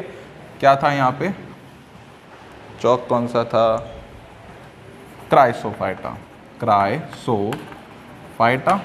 क्राइसोफाइटा और डायनोफ्लैजिला जिसको अपन कहा था, ठीक है। चलो, ये सारी चीज़ें जो थी वो आज आप लोगों की क्या हो गई, ख़त्म हो गई। प्रोटिस्टा जिसको अपन कहते हैं, पांचों चीज़ें मैंने आपको ख़त्म करवा चुका हूँ, ठीक है। ये ख़त्म हो गया अपना। मैंने आप लोगों को एक चीज़ बता रहा था, जैसे बात करो पैरामीशियम की बात करो, अच्छा, जैसे आप लोगों को पता लग जाएगा, देखो ये इस तरह से आप लोगों को कोई दिख रहा होगा, इसको कहते हैं स्लीपर क्यूल। क्या बोलते हैं, स्लीपर क्यूल, क्योंकि ये चप्पल जैसा दिखता है, देखो चप्पल जैसा दिख रहा है ना, तो ये चप्पल जैसा दिखने के कारण इसको हम लोग कहते हैं स्लीपर एनिमल क्यूल। क्या बोलते हैं, स्लीपर एनिमल क्यूल। क्या कहते हैं, स्लीपर एनिमल क्यूल कहते हैं। अच्छा, ये जो मैंने बताई है ना, ये कुछ स्टार जैसी ऐसे दिखती है बेटा, इसको हम लोग कहते हैं कॉन्ट्रैक्टाइल वैक्यूल। क्या कहते हैं, कॉन्ट्रैक्टाइल वैक्यूल कहते हैं। कॉन्ट्रैक्टाइल वैक्यूल जो होता है ना, इसकी सारी दुनिया इसी के अंदर खत्म हो जाती है, मतलब सारा रेस्पिरेशन सब कॉज कर देता है। बोलो समझ में आ जाएगा क्या, बस इसमें ये याद रखना है आप लोगों को। अच्छा, इसकी बॉडी के ऊपर कुछ इस तरह सा कुछ प्रोजेक्शंस पाया जाता है, यहाँ से ये क्या करता है, बाहरी है जो भी एनवायरनमेंट है उसको क्या करता है, वहाँ से अपना भोजन जो है वो ग्रहण करता है। इसको गुलेट्स कहते हैं, इस साइड को हम लोग क्या कहेंगे, गुलेट कहेंगे। और वो भोजन ग्रहण करने की प्रक्रिया भी दो प्रकार की हो सकती है। अगर पानी जैसी चीजें अगर वो खा रहा है तो इसको बोलते हैं पीनोसाइट। क्या बोलते हैं, पीनोसाइट। और अगर मान लो वो क्या बोल रहा है, कोई सॉलिड चीजों को अगर ग्रहण कर रहा है तो उसको बोलते हैं फेगोसाइट। क्या बोलेंगे, फेगोसाइट। खत्म हो गई बाकी चीजें, ठीक है। ये आपका मतलब जो प्रोटिस्टा जो हमारा किंगडम था वो पूरा खत्म हो चुका है। अभी भी हमारे पास में दो चीज़ें हमें पढ़नी है। एक हमें पढ़नी है फंगस के बारे में, है ना, फंगस के बारे में हमें पढ़नी है। और फंगस तो आपको पढ़ा नहीं है ये, और उसके साथ में हम लोग ए सेल्यूलर जो था वो ऑर्गेनिज्म की और बात कर लेंगे, जिसका नाम हमने क्या दिया था, वायरस नाम दिया था। अच्छा बेटा, मैंने अब देखो इसको पढ़ने का तरीका सबसे अच्छा ये होगा, देखो सबसे पहले मैं आपको मोनेरा पढ़ा दिया, क्या बता दिया, मोनेरा आप लोगों को पढ़ा दिया है ना, आपको मोनेरा पढ़ा दिया, और मोनेरा के साथ में मैंने आपको क्या पढ़ा दिया, प्रोटिस्टा भी पढ़ा दिया है ना, प्रोटिस्टा भी आप लोगों को पढ़ा दिया। अब मोनेरा के अंदर, मोनेरा जो था वो किसका एग्जाम्पल है ना, मोनेरा जो था उस एग्जाम्पल है किसका, किसका, बैक्टीरिया का, है ना, ये बैक्टीरिया का एग्जाम्पल हो जाएगा। अच्छा, ये कौन सी सेल टाइप का होता है, ये होता है प्रोकैरियोटिक सेल का एग्जाम्पल होता है। कौन सी सेल होती है, प्रोकैरियोटिक सेल का एग्जाम्पल होता है। तो सर ये वाला बताओ, तो बेटा ये यूकैरियोटिक सेल का एग्जाम्पल होता है, यूकैरियोटिक सेल का एग्जाम्पल हो जाएगा। अब आप लोगों को ध्यान रखना है कि प्रोकैरियोटिक सेल जो होती है वो यूकैरियोटिक सेल से कैसे डिफरेंट होती है, उसको मैंने आपको पढ़ा दिया किसमें, एंडोसिम्बायोटिक थ्योरी से, एंडोसिम्बायोटिक थ्योरी से, ठीक है। ये कहीं आपको पढ़ने को नहीं मिलेगी, ध्यान रखना एनसीईआरटी में, ठीक है। ये आपको बता दिया कैसे ये जनरेट हुआ। अब इसी से बता देते हैं कि सर इस प्रकार का नेचर रखने वाली सेल और इस प्रकार का नेचर रखने वाली सेल जो होती है वो तो दोनों आपस में कैसे होती है, डिफरेंट होती है। पर क्या कोई एक ऐसे एनिमल्स या कुछ ऐसे ऑर्गेनिज्म जो लिविंग ऑर्गेनिज्म मिल सकते हैं क्या जिसमें इन दोनों प्रकार का कैरेक्टर जो आता है वो हो, तो हाँ ऐसे आ सकते हैं, जिसका नाम क्या आता है बेटा, वायरस आता है। क्या नाम आता है, वायरस आता है। वायरस के साथ में आप लोग वीरियोइड आता है, क्या आता है, वीरियोइड आता है, और एक आता है प्रियॉन, क्या आता है, प्रियॉन। ये सारे मैंने आप लोगों को बता दिए, ठीक है। ये जो होता है बेटा क्या होता है, इसके बारे में हम लोग थोड़ा डीपली स्टडी करते हैं, क्योंकि आपके दे भी रखा है लास्ट ही लास्ट। फंगस जो था वो मैं बाद में स्टार्ट कराऊंगा, क्योंकि जब हमने जस्ट अभी मोनेरा और प्रोटिस्टा पढ़ा है, प्रोकैरियोटिक और यूकैरियोटिक दोनों सेल पढ़ी है, तो इसमें जल्दी से आप लोग क्या डिफरेंस समझ जाओगे। अन्यथा क्या होगा, फंगस पढ़ा दूंगा फिर थोड़ा सा, क्योंकि फंगस जो होता है ये भी सिंगल सेल्यूलर है, ये भी सिंगल सेल्यूलर है, ये भी सिंगल सेल्यूलर होता है, ठीक है। कब होता है वो बाद में बताऊंगा, लेकिन अगर मैं मल्टी सेल्यूलर में सीधे प्रवेश कर जाऊंगा तो हो सकता है आप लोग यहाँ से थोड़ा सा भूल जाएं। नेक्स्ट बात करते हैं, सबसे पहले आप लोगों को वायरस के बारे में बताते हैं। किसके बारे में, वायरस के बारे में बताते हैं, है ना। वायरस जनरली आप लोग इसके बारे में बहुत अच्छी तरीके से परिचित होंगे कि वायरस जो होता है वो क्या होता है, ठीक है। ये एक प्रोटीन मटेरियल है। क्या मटेरियल है, प्रोटीन मटेरियल है। ध्यान रखना ये एक प्रोटीन मटेरियल है। इसके पास में खुद का जेनेटिक मटेरियल होता है, जेनेटिक मटेरियल होता है, ठीक है। अच्छा, ये फ्लू कॉजिंग होते हैं, मतलब ये फ्लू को कॉज करते हैं, फ्लू कॉजिंग करते हैं, है ना, फ्लू कॉजिंग होते हैं। दूसरी चीज जो होती है वो ए सेल्यूलर होते हैं, मतलब ये क्या होते हैं, ए सेल्यूलर है। मतलब क्या हो गया इसका, इसके पास कोशिका नहीं है, इसको हम लोग कोशिका मतलब लिविंग ऑर्गेनिज्म में नहीं डाल सकते हैं। इसको कब नहीं डाल सकते हैं, जब ये क्या होता है, बाहर की तरफ हो, while it's survive in outside of the environment, है ना। जब ये खुले एनवायरमेंट में ऐसे ही हवा के अंदर घूम रहे हैं ना, तो इसका मतलब क्या होगा, वो ए सेल्यूलर होता है। कभी भी कोई भी वायरस जो होता है वो हवा में फैल नहीं सकता। अगर फैल जाएगा तो वो क्या हो जाएगा, डीएक्टिवेट हो जाएगा। मतलब क्या होगा कि वो अपने आप को क्या नहीं करेगा, एक्टिव नहीं रह पाएगा। मतलब वहीं पर उसकी जो मेटाबॉलिक रिएक्शन होती है ना, वो क्या हो जाएगी, समाप्त हो जाएगी। अभी जैसे जनरली आप लोगों को नॉर्मल सा वायरस पता है जिसको अपन कोरोना वायरस कहते हैं, अभी जो चल रहा है, ये एक प्रकार का सार्क वायरस है। कौन सा, एक सार्क वायरस होता है बेटा। इसकी सारे के सारी इसकी जनरेशन के बारे में हमें पता था, हमारे साइंटिस्टों को पता है कि ये वायरस कैसा वायरस है। कोरोना का मतलब क्या होता है, कोरोना जो वर्ड है वो आया लैटिन वर्ड से। कोरोना का मतलब क्या होगा, एक तरह का हमारा किरीट जिसको अपन कहते हैं, इसका मतलब क्या होता है, एक तरह का फ्रेम या ताज जिसको अपन कह सकते हैं, मुकुट अपन कह सकते हैं। तो ध्यान देना, अगर ये एक जेनेटिक मटीरियल है और अगर उसके ऊपर एक तरह का कवर चढ़ा हुआ है, ये एक प्रोटीन कवर है। क्या है, एक प्रोटीन कवर है ना, इसको प्रोटीन कवरिंग अपन कहते हैं। ये प्रोटीन कवरिंग के कारण जो होता है, इसका जेनेटिक मटेरियल कैसा है, अभी सुरक्षित पड़ा हुआ है। बस हमें ये जो प्रोटीन कवरिंग जो है ना, इसके बारे में जानकारी प्राप्त नहीं है। क्यों? क्योंकि ये लगातार म्यूटेशन करता जाता है। क्या करता जाता है? म्यूटेशन करता जाता है। क्वेश्चन इज दैट कि म्यूटेशन जो था वो वर्ड किसने दिया था? ह्यूगो डी व्रीज ने दिया था। आप चैप्टर नंबर जो 6 है हमारे +2 एनसीईआरटी का, उसमें पढ़ेंगे। साल्टेशन नाम जो दिया था, डार्विन ने इसका बारे में कुछ नहीं बताया था। म्यूटेशन के बारे में ह्यूगो डी व्रीज ने बताया था, मिराबिलिस जलापा 4 o'clock प्लांट के ऊपर। ठीक है, नेक्स्ट बात करते हैं भाई, ये जो हमारा जेनेटिक मटीरियल है किसका? भाई इस वायरस का। ये लगातार क्या करता है? म्यूटेट करता जाता है। म्यूटेशन का मतलब होता है पहले तो कुछ अलग प्रकार की प्रोटीन बनाता है, फिर थोड़ी देर बाद कोई दूसरे प्रकार की, मान लो किसी दूसरे एनिमल के अंदर या होस्ट सेल में प्रवेश कर गया तो दूसरे प्रकार की प्रोटीन बनाएगा। अगले में चला जाएगा तो विद इन, मतलब हर इसका जो हर बच्चा होता है वो एक दूसरे से क्या होता जाएगा? अलग होता जाएगा, और उसमें हर प्रकार के अलग अलग गुण आते जाएंगे। इसीलिए इसकी एक पहचान और एक दवा बनना जो होता है वो क्या होता है? मुश्किल होता है। इसलिए साइंटिस्ट केवल क्या कर सकते हैं? इसकी एक बाहर की जो कवरिंग है ना, प्रोटीन कवरिंग, इसकी एक मेडिसिन बना सकते हैं जो इसको क्या कर सके? डिसॉल्व कर सके, और हमारे पास में हमारी सेल के अंदर पहले से ही इस जेनेटिक मटेरियल को पचाने वाले एंजाइम्स मौजूद होते हैं। कैसे हैं? जैसे हम लोग मांस भी खा जाते हैं, मांस के अंदर भी क्या होता है? सेल होती है, सेल में भी क्या होता है? डीएनए और आरएनए होता है, पचा सकते हैं इसको आराम से। तो ऐसे वाली बात नहीं है, बस इसकी बाहर प्रोटीन कवरिंग होती है, इसलिए मैंने पहले ही दिख दिया था प्रोटीन मटेरियल इसके अंदर पाया जाता है। ठीक है, ये वाली बात हो गई, इसको आपने इजीली समझ लिया होगा। फ्लू कॉजिंग करते हैं, अभी जो चल रहा है कोरोना का, वो एक फ्लू है एक टाइप का। ठीक है, इसको अपन प्लूरोनिमोनिया फ्लू भी कह सकते हैं, क्योंकि इसमें प्लूरोनिमोनिया जो होता है वो लंग्स कॉजिंग डिजीज करता है, तो ये एक तरह का फ्लू कॉजिंग हो जाएगा। ए सेल्यूलर कब होगा? जब ये आउटसाइड द एनवायरमेंट, मतलब बाहर सर्वाइव कर रहा है एनवायरमेंट के, किसी भी रीजन के थ्रू जो होता है, ये अगर किसी भी होस्ट सेल में प्रवेश कर जाएगा, किस में प्रवेश कर जाएगा? होस्ट सेल में प्रवेश कर जाएगा।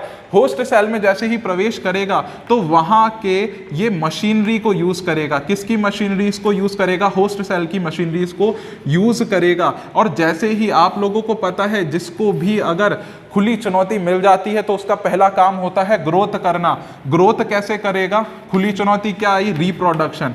तो जिसको भी अगर खुली चुनौती मिलती है तो वो क्या करने लग जाता है? रिप्रोडक्शन, मतलब अपनी संतानें पैदा करने लग जाता है। वहीं पर क्या होता है? होस्ट सेल की मशीनरीज को यूज करके ये वायरस क्या करेगा? बेबी वायरस जनरेट कर जाएगा। क्या कर जाएगा? बेबी वायरसेस जनरेट कर जाएगा। और बेबी वायरसेस जो होते हैं विद इन माइन्यूट सेकेंड्स के अंदर ये क्या करते हैं? अपने अदर्स बेबी वायरसेस को क्या करने लग जाते हैं? जनरेट करने लग जाते हैं। और इसका जेनेटिक मटीरियल जो होता है वो क्या हो जाता है? आगे बढ़ता जाता है। तो जेनेटिक मटेरियल जो हो गया वो हो गया आगे की तरफ लगातार बढ़ता जाता है। इस तरह से क्या होती जाती है? इसकी संख्या जो होती है वो लगातार बढ़ती जाएगी। ये वायरसेस के बारे में थोड़ी बहुत आप लोगों के लिए ब्रीफ इंट्रोडक्शन था। अब बात करते हैं नेक्स्ट कि वायरसेस की खोज जो थी वो सबसे पहले किसने करी थी। ठीक है, क्वेश्चन यहां से आएगा कि वायरस की खोज सबसे आपको पूछा जाएगा कि भाई किसका बना हुआ होता है, बाहर कौन सी किसकी प्रोटीन की लेयर पाई जाती है, कि सेल्यूलोज की लेयर पाई जाती है। ठीक है, नेक्स्ट बात करते हैं अगला कि भाई इस वायरस की खोज जो थी वो सबसे पहले किसने करी थी। ठीक है, अब लिखते जाइएगा इसके अंदर, वायरस जो था उसकी सबसे पहले खोज 1892 के अंदर, है ना, डिमिट्री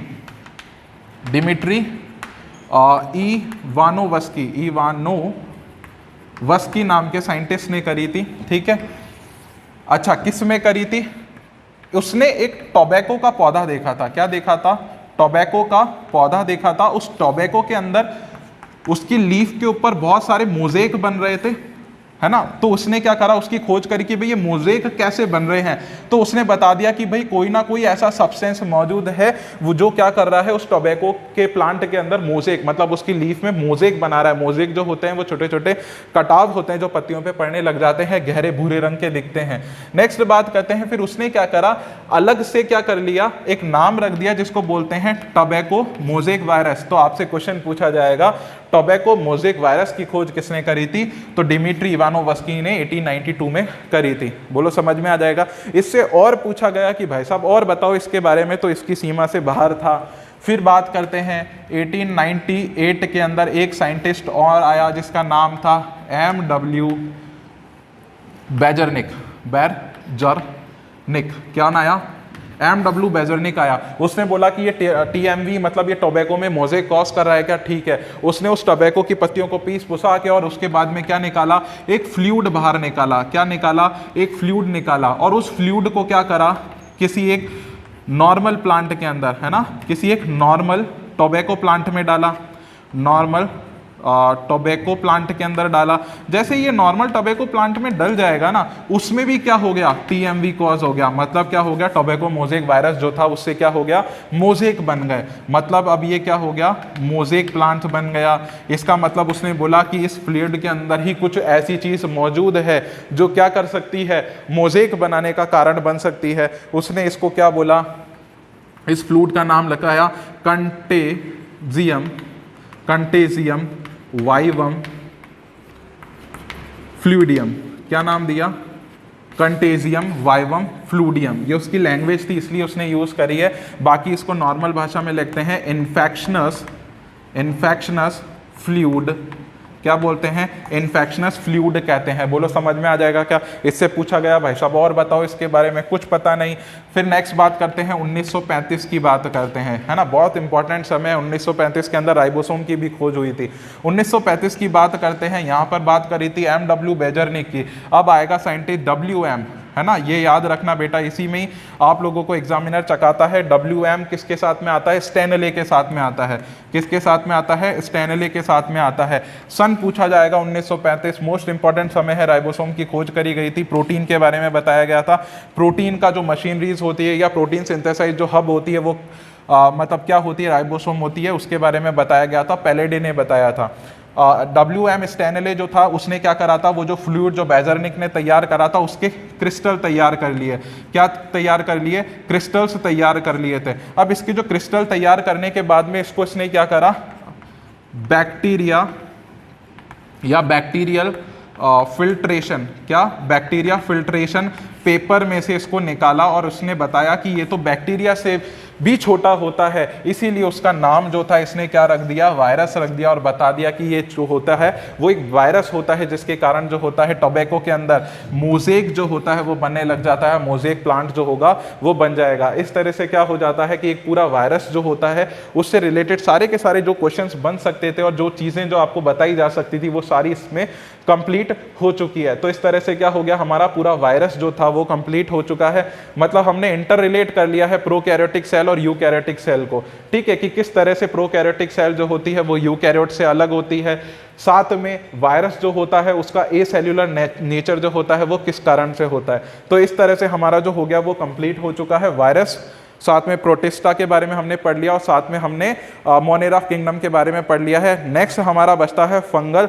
अब फंगस जो किंगडम है उसको हम लोग इंटर रिलेट करेंगे एनिमल के साथ में और प्लांटी के साथ में, क्योंकि ये सारे के सारे, अच्छा इसको अलग पढ़ने का कारण था कि ये सारे के सारे ए सेल्यूलर्स होते हैं, मतलब एक सिंगल सेल से मिलकर बने हुए होते हैं। अब हम बात करेंगे मल्टी सेल्यूलर ऑर्गेनिज्म की, मतलब उसको हम लोग इंटर रिलेट कर देंगे हमारे चैप्टर नंबर 3 से, जिसका नाम होता है प्लांट किंगडम, ठीक है। नेक्स्ट एनिमल किंगडम के बारे में आप लोगों को पता है, आप लोग जूलॉजी के अंदर पढ़ोगे उसके बारे में। तो आज के लिए बस इतना ही था, हमारा वायरस कंप्लीट हो गया है। Thank you so much.